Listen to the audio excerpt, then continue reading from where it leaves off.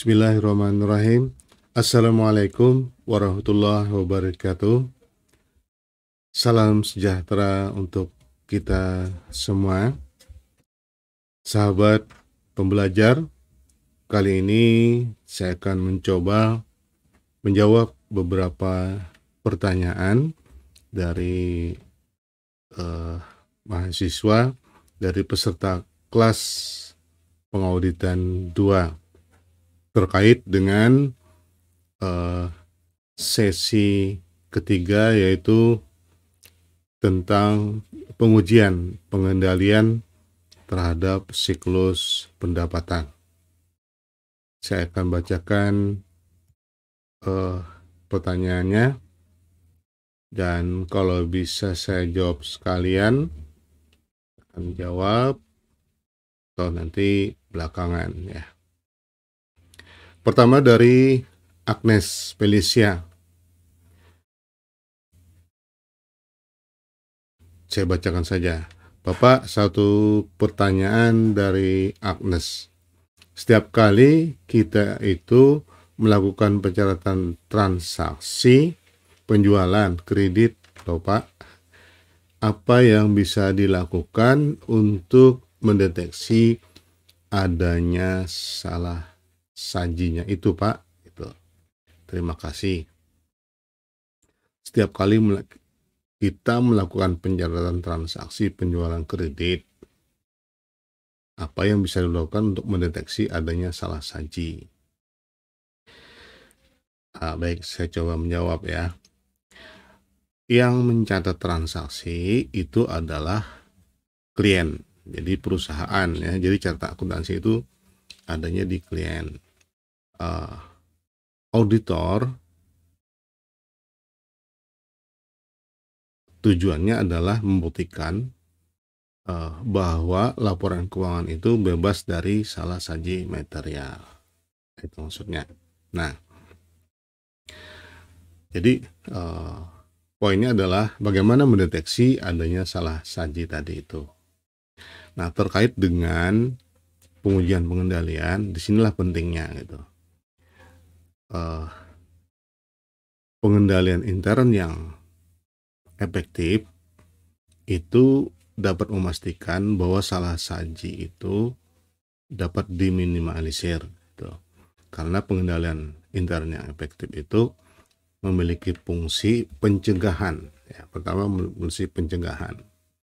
Apakah itu dari kesalahan yang tidak disengaja atau mungkin dari kecurangan ya, atau hal-hal lain yang menyebabkan laporan keuangan jadi tidak menunjukkan keadaan yang sebenarnya.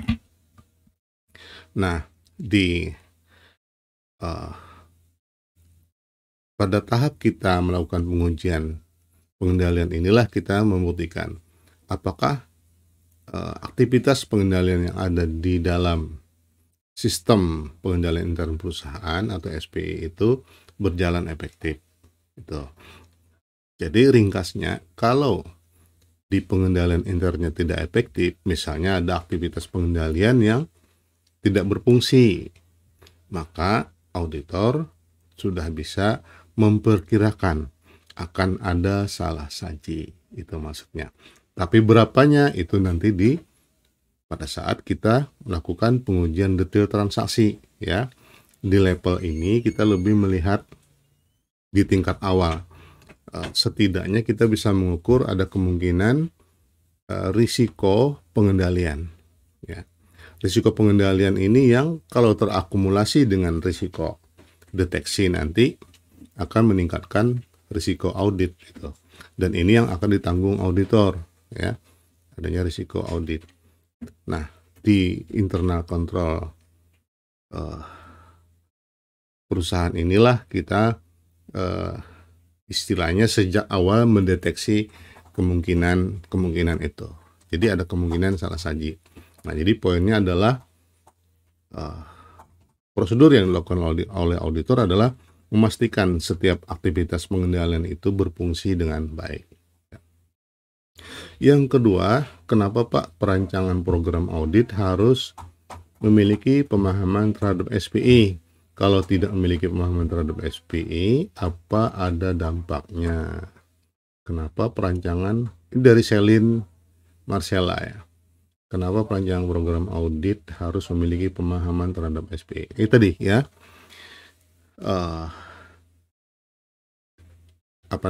Pengujian pengendalian ini deteksi dini ya, deteksi dini atau early warning bagi auditor untuk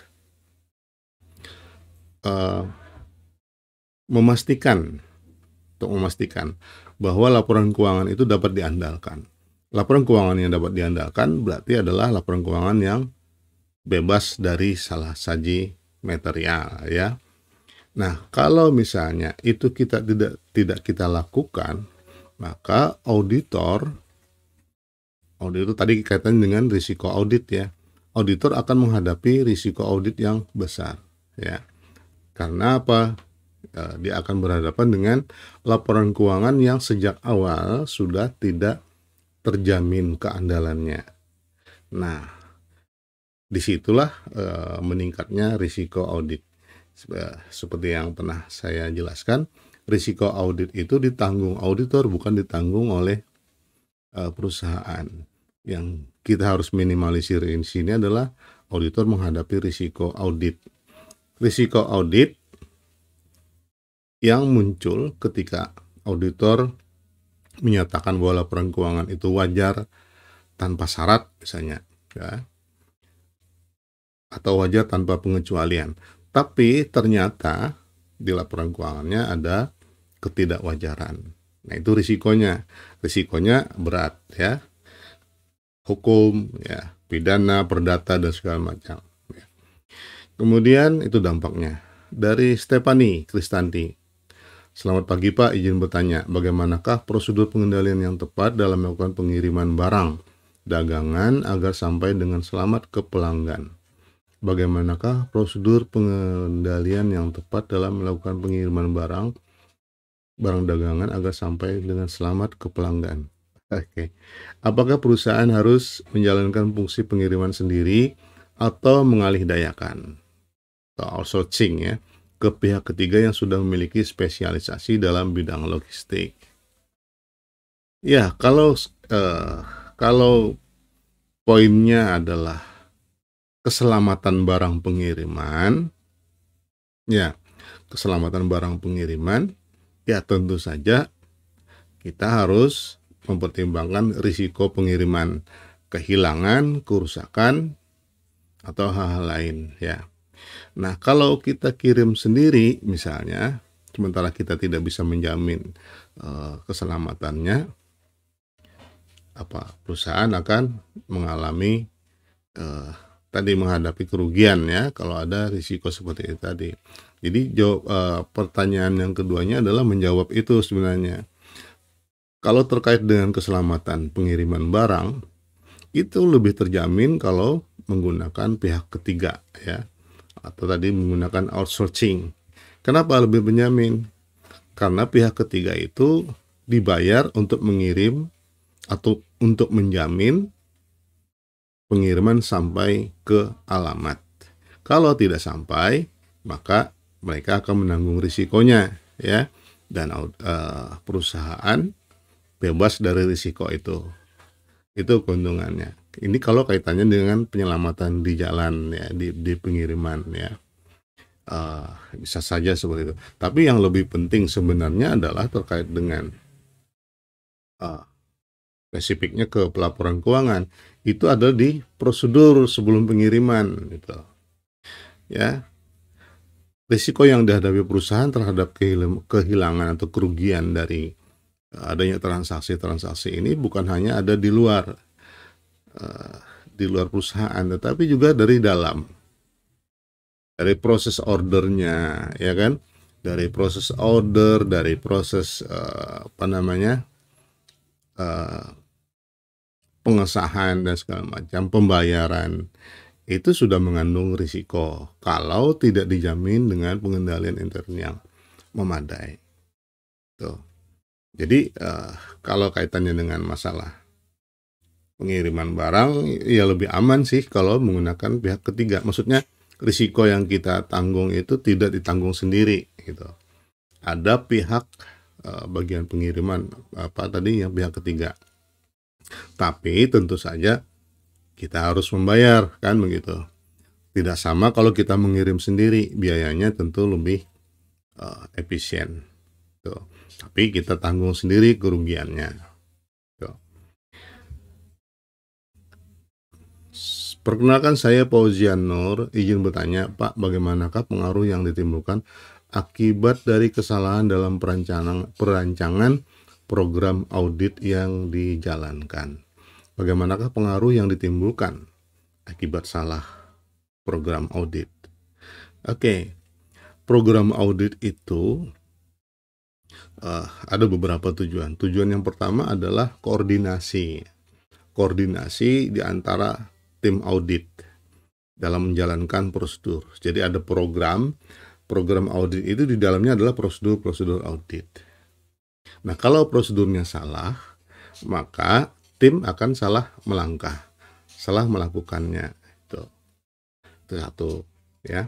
Dan yang kedua tujuannya adalah untuk penjaminan, yang utama yang saya sebut, penjaminan kualitas, bahwa kualitas pekerjaan auditor itu didukung oleh dokumen yang sesuai dengan standar auditing. Kalau terjadi kesalahan itu atau bahkan program auditnya tidak benar, maka auditor sebenarnya tidak dapat menjamin kualitas auditnya. Opini yang dibuat auditor itu tidak dijamin oleh bukti yang cukup. Nah, jadi ini ada bukti audit ya, bukti auditor telah menjalankan standar audit, itu ada di dokumen-dokumen ini. Tuh. Jadi pernyataan pendapat auditor harus didukung oleh dokumen-dokumen ini. Tuh. Nah, kesalahan yang kalau terjadi ada kesalahan prosedur saja, maka mungkin di dalam proses auditnya misalnya tidak dapat menemukan adanya salah saji. Itu misalnya seperti itu. Bukan hanya kesalahan, mungkin kelemahan prosedur yang digunakan juga bisa menyebabkan yang demikian.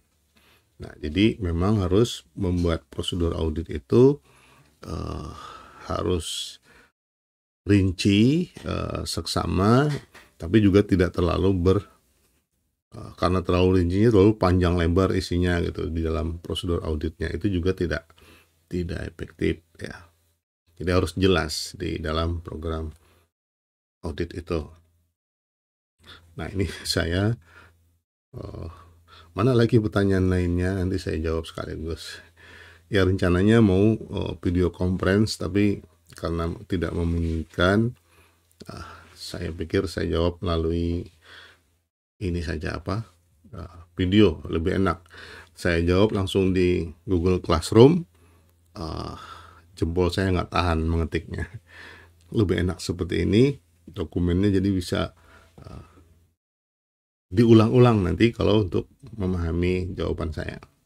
Baik, saya lanjutkan dari Francisca Monica Effendi. Perkenalkan, nama saya Francisca Monica Effendi.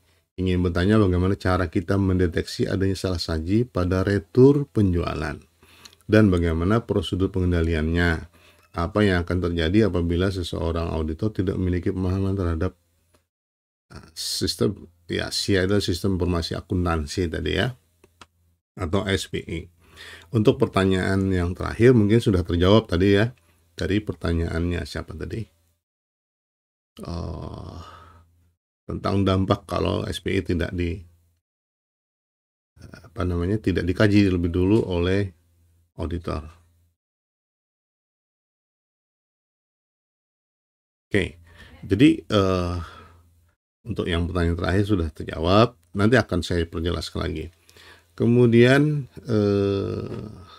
bagaimana mendeteksi adanya salah saji pada retur penjualan? Kalau mendeteksi adanya salah saji, itu ada di catatannya ya, di catatan laporan keuangannya. Kalau misalnya ada retur penjualan. Sesungguhnya ada retur penjualan, tapi tidak dicatat. Itu salah saji namanya. Atau salah saji itu kan bisa tidak tercatat, atau salah mencatat, salah posting maksudnya, atau salah menghitung. Nah, dari situ. Oleh karena itu kita harus periksa pada akun yang terkait ya. Akun yang terkait dengan retur penjualan itu adalah akun retur penjualan itu sendiri, kemudian akun apa lagi? Ya, akun piutang usaha ya, akun piutang yang terkait dengan itu. Ya, dan penyisihan piutang kalau memang tadi terkait di situ. Tapi yang pokoknya adalah di piutang usaha. Kalau ada catatan retur penjualan, berarti di piutang usaha juga harus ada pengurangan sejumlah angka yang sama, tanggal yang sama, transaksi yang sama, maka jumlahnya harus sama. Kalau ada yang tidak sama, berarti ada kesalahan. Nah, untuk itu yang benarnya yang mana? Kita akan cek atau periksa atau telusuri ke dokumennya. Ya, tapi itu sudah masuk ke pengujian substantif ya, itu ke pengujian substantif. Nanti kita akan bahas lagi tentang pengujian substantif. Ini masih pengujian pengendalian. Dan bagaimana prosedur pengendaliannya? Prosedur pengendalian retur penjualan, ya pertama dan utama adalah harus ada dalam perusahaan memang ada kebijakan tentang retur penjualan. Ada SOP-nya itu untuk mengendalikannya. Jadi kalau di perusahaan itu tidak ada kebijakan tentang retur penjualan, ya jadi aneh kalau ada tiba-tiba akun penjualan. Atau sebaliknya, ada kebijakan tetapi akun retur penjualan tidak disediakan, padahal ada kejadian retur penjualan. Gitu.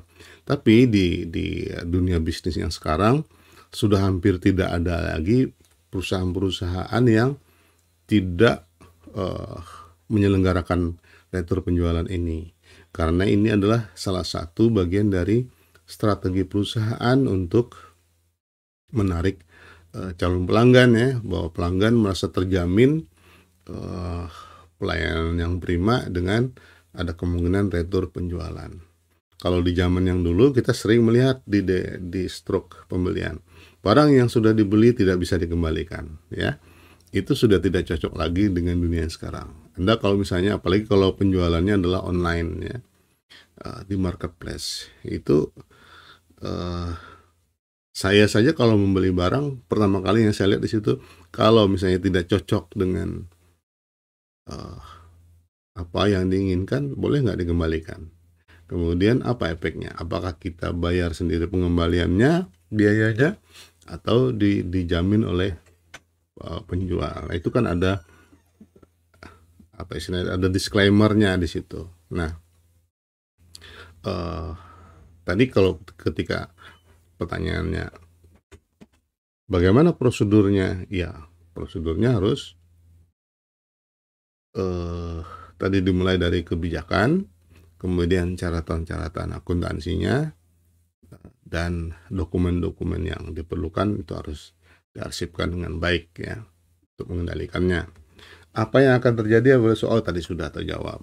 Tadi itu auditor akan menanggung kalau SPE-nya auditor tidak memahaminya dengan baik, auditor akan menanggung risiko audit. Risiko bahwa auditor salah memberikan pendapat. Kemudian tadi ada yang terlewat. Dari Widya Putri. Izin tanya Pak, kenapa setiap dokumen catatan akuntansinya berbeda? Kenapa setiap dokumen catatan akuntansinya berbeda? Ya, apa ini maksudnya? Pertanyaannya kurang lengkap kali ya. Tapi mungkin maksudnya begini. Kenapa setiap ada transaksi kok ada dokumen berbeda, ada akun berbeda? Iya, transaksi kan berjenis-jenis ya. Transaksinya berjenis-jenis. Khusus di siklus pendapatan, transaksi yang utama adalah piutang. Ya kan? Penjualan itu ya. Nah, penjualan ini tergantung pada jenis penjualannya. Kalau dia penjualan kredit, maka ada transaksi piutang di situ. Dokumennya ada dokumen piutang, ada catatan akun piutang dan buku pembantu piutang. Nah, itu dokumennya jadi beda ya, dibandingkan dengan kalau penjualannya tunai. Kalau penjualan tunai tidak ada menggunakan akun piutang karena langsung dicatat di sebesar kas tunai seperti itu. Nah, kalau dikaitkan dengan dokumen di sini adalah catatan akuntansi yang dimaksud tadi itu. Jadi berbeda. Belum lagi transaksi yang lain, itu baru transaksi penjualan ya. Seperti retur tadi itu kan, atau lain-lainnya. Jadi memang harus berbeda gitu. Transaksi yang berbeda, catatan yang berbeda, dukungan sumber juga berbeda. Lalu Cecilia Clara Wenas izin bertanya, Pak, bagaimana cara menentukan telah terjadinya salah saji potensial dalam perancangan audit? Sudah dijawab tadi ya. Bagaimana cara menentukan telah terjadinya salah saji potensial dalam perancangan program audit? Terima kasih, Pak. Mungkin maksudnya begini, bagaimana di program audit itu dirancang untuk menemukan kemungkinan salah saji potensial. Ya, mungkin maksudnya itu ya pertanyaannya ya. Kalau telah terjadi itu berarti kan sudah tercatat. Itu nanti tadi seperti pertanyaannya siapa tadi yang saya jawab bahwa tekniknya adalah ya memeriksa laporan keuangannya, kemudian ditelusuri ke buku besar, ke buku pembantu, ke dokumen-dokumen, itu ringkasnya seperti itu. Ya, cocok nggak? Ya itu kan, kalau ada ketidakcocokan berarti ada salah saji ya. Tapi kalau misalnya memperkirakan salah saji potensial itu ada di dalam perancangan program audit, maka tadi dimulai dengan pemahaman terhadap SPE, kemudian menguji efektivitasnya. Yang diuji apa? Adalah aktivitas pengendalian yang terkait.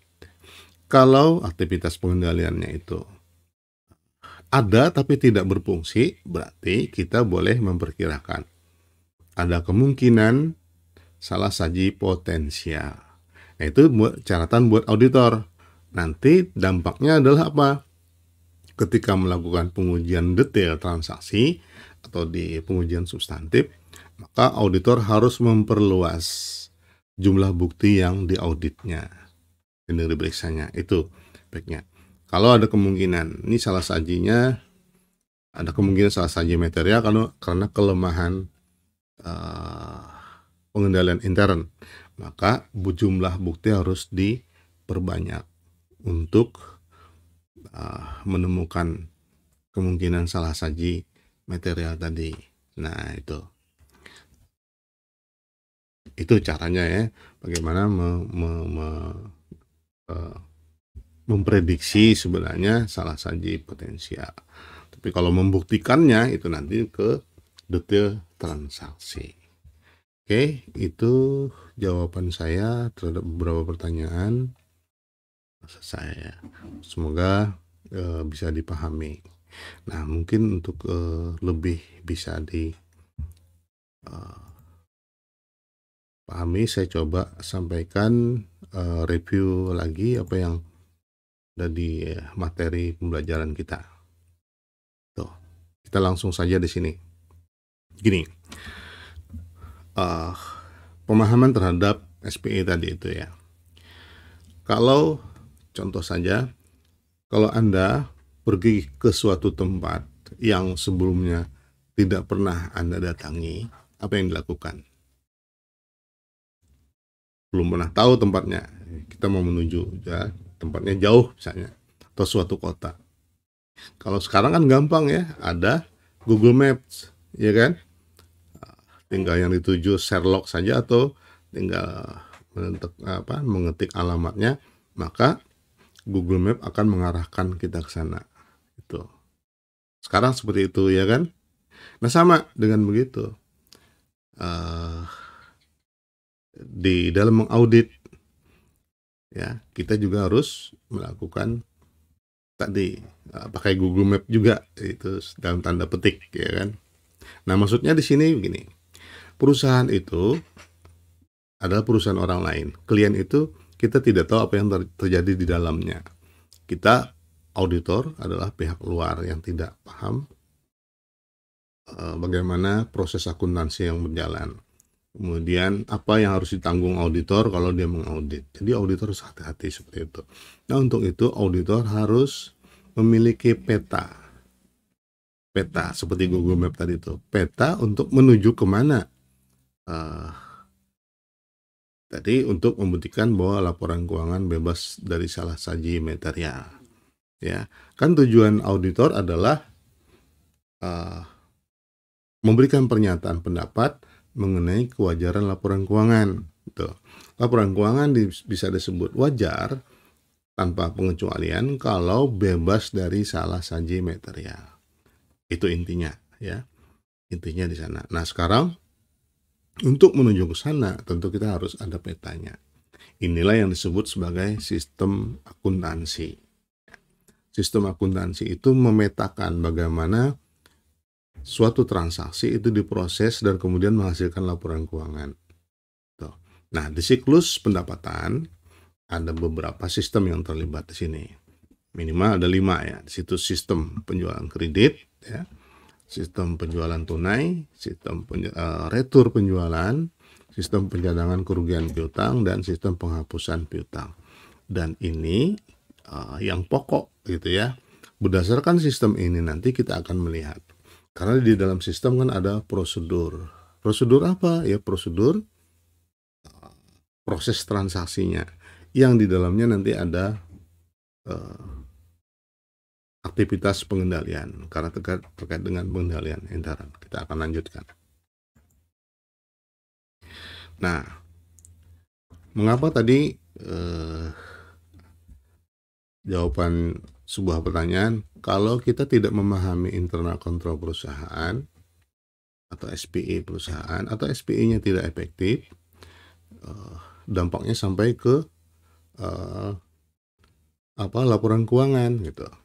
Nah, karena ini perusahaan yang baik itu membangun internal kontrolnya juga baik. Kenapa? Karena tujuan pengendalian intern setidaknya ada 3 ya.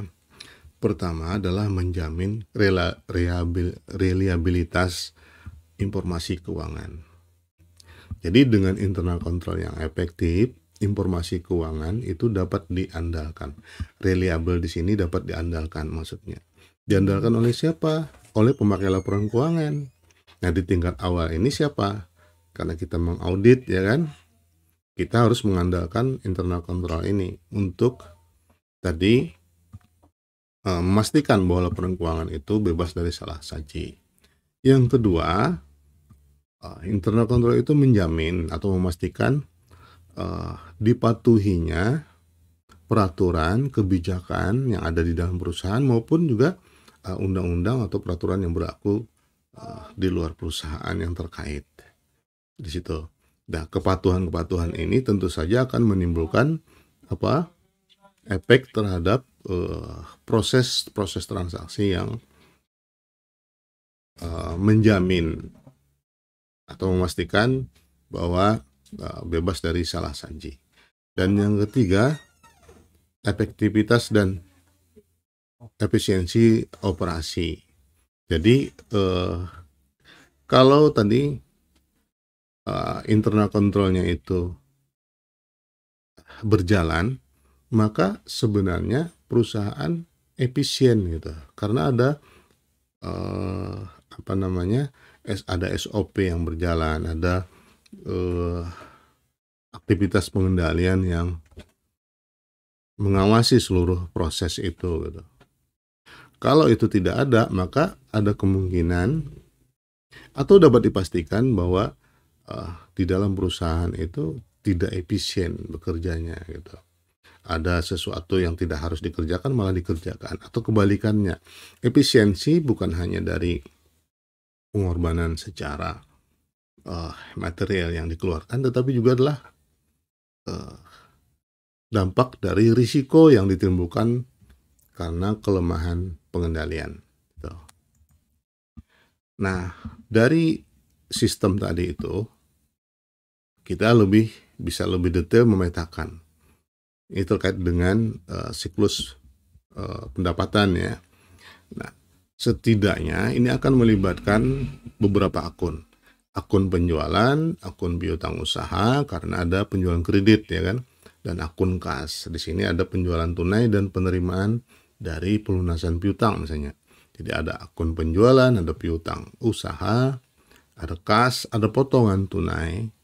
Kemudian ada karena piutang usaha, ada penyisihan piutang tidak tertagih, ada beban piutang tidak tertagih, dan ada retur penjualan. Nah, jadi sistem tadi, dari peta yang tadi dibuat oleh perusahaan, kalau kita dalami akan kita masuk pada buku apa saja yang mestinya tersedia karena sistem itu. Atau kita balik untuk mengetahui secara umum cara perusahaan mencatat, cara perusahaan mendokumentasikan seluruh catatan akuntansi atau informasi keuangannya sudah terlihat dari peta yang tadi itu. Ini hubungannya. Jadi bagaimana, contoh tadi ada pertanyaan, bagaimana mendeteksi adanya salah saji di retur penjualan. Ini retur penjualan di sini. Salah saji itu bisa saja disebabkan kesalahan posting, ya, salah memposting debit kreditnya, atau salah hitung, ya kan? Atau dokumennya ada tapi tidak tercatat, misalnya seperti itu. Jadi ada tiga kemungkinan salah saji, penyebab salah saji itu. Nah, kita harus lihat di bukunya retur penjualan. Di retur penjualan kalau bertambah berarti harus di debit. Pendebitan di retur penjualan, karena ingat setiap transaksi melibatkan minimal 2 akun ya. Ada debit, ada kredit. Kalau retur penjualannya itu di debit, itu berarti ada retur penjualan bertambah, ya kan? Nah, efeknya kemana? Ya, efeknya adalah akun, ya, berkurangnya piutang usaha. Jadi di piutang usaha harus ada pengkreditan sejumlah yang didebit di retur penjualan. Nah, di sini makanya disebut retur penjualan dan penyisihan di piutang usaha. Ini hubungannya seperti itu. Kalau di sini tidak ada, berarti ada kesalahan. Kenapa kesalahannya? Kesalahannya piutang usaha tidak disajikan sesuai dengan keadaan yang sebenarnya. Karena apa? Keadaan yang sebenarnya itu ada, ya, dalam bahasa kita sehari-hari, ada piutang yang batal gitu. Karena dia batal kan harus dikeluarkan. Kalau tidak dikeluarkan, berarti ada kesalahan di situ, ya. Itu salah satu contohnya. Nah, tadi kan kita terkait dengan pengujian pengendalian intern. Kita fokusnya pada apakah laporan keuangan itu mengandung salah saji karena kelemahan pengendalian intern. Maka fokusnya adalah kemana? Ke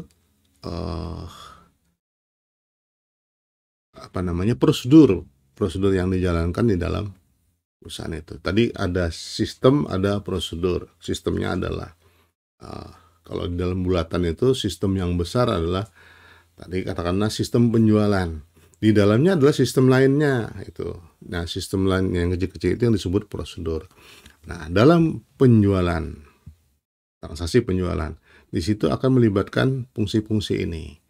Pemrosesan order, persetujuan kredit, pengiriman barang, penagihan, dan pencatatan. Tuh. Nah, ini harus ada di dalam SOP perusahaan. Siapa yang memproses order, siapa yang melakukan persetujuan kredit, siapa yang mengirim barang. Maksudnya di sini adalah fungsinya penagihan dan pencatatan. Nah, ini fungsi-fungsi di sini kita bisa melihat. Dari sini akan menggambarkan aktivitas pengendalian yang terjadi. Nah, kemudian transaksi ini harus didukung oleh apa? Ingat, sebuah transaksi harus didukung oleh dua bukti transaksi.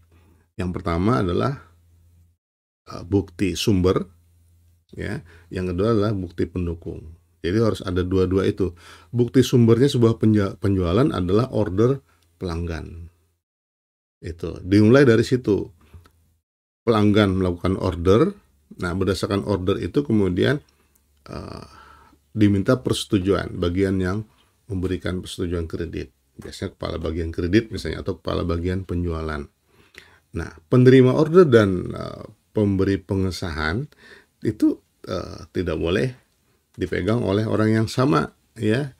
Karena apa? Itu akan dua fungsi ini adalah saling mengendalikan, saling mengawasi gitu. Nah, dua ini kalau disatukan maka berkuranglah pengawasannya, berkuranglah pengendaliannya. Ada kemungkinan kesalahan hitung, kesalahan apalagi catat analisis dan segala macam. Ya, kalau besar maka ini akan berakibat terhadap kemungkinan salah saji. Nah, jadi ada yang bagian order, ada bagian yang mengesahkan itu. Belum lagi prosedur-prosedur lainnya, ya. Kemudian selain order pelanggan, kemudian persetujuan tadi, ada dokumen pengiriman, ya. Ini adalah pendukungnya. Kemudian faktur, ya. Dan buku-buku yang terlibat adalah jurnal penjualan, buku besar piutang, ya kan, karena kredit, dan daftar piutang. Itu adalah rincian dari buku besar piutang, buku akun piutang.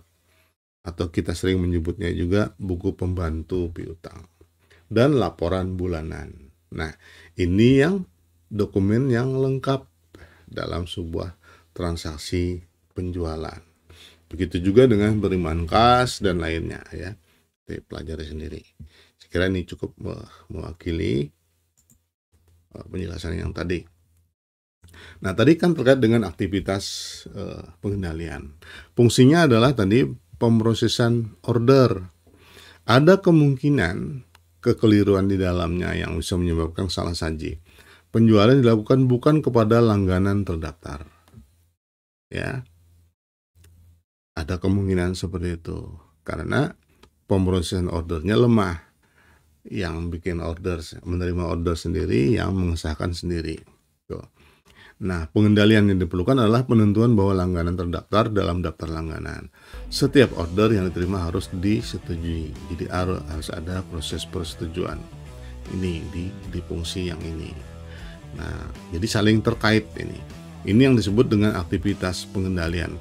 Kita harus memastikan fungsi-fungsi ini bekerja karena masing-masing fungsi itu saling mengawasi, saling mengecek. Ya, kita sebut check and recheck gitu. Saling mengecek sehingga mengurangi kemungkinan kesalahan. Kesalahan banyak sekali. Kesalahan order, kesalahan catatan, kesalahan hitung dan sebagainya, ya. Atau bahkan pengiriman barang belum disetujui sudah dikirim, itu lebih parah lagi dan seterusnya. Oke. Saya kira itu ya, mudah-mudahan jawaban saya cukup jelas dan nanti kita akan diskusikan lagi kalau memang masih ada hal yang belum jelas, silahkan ditanyakan kembali di Google Classroom, ya. Ya, kita masih menggunakan pendekatan belajar dari rumah. Jadi jawaban mungkin tidak langsung, ya. Kalau kebetulan bisa dilakukan langsung, ya dijawab langsung. Kalau tidak, kita dengan cara seperti ini. Yang penting semuanya jalan. Terima kasih perhatiannya. Kurang lebihnya mohon maaf. Assalamualaikum warahmatullahi wabarakatuh. Selamat belajar, semangat belajar.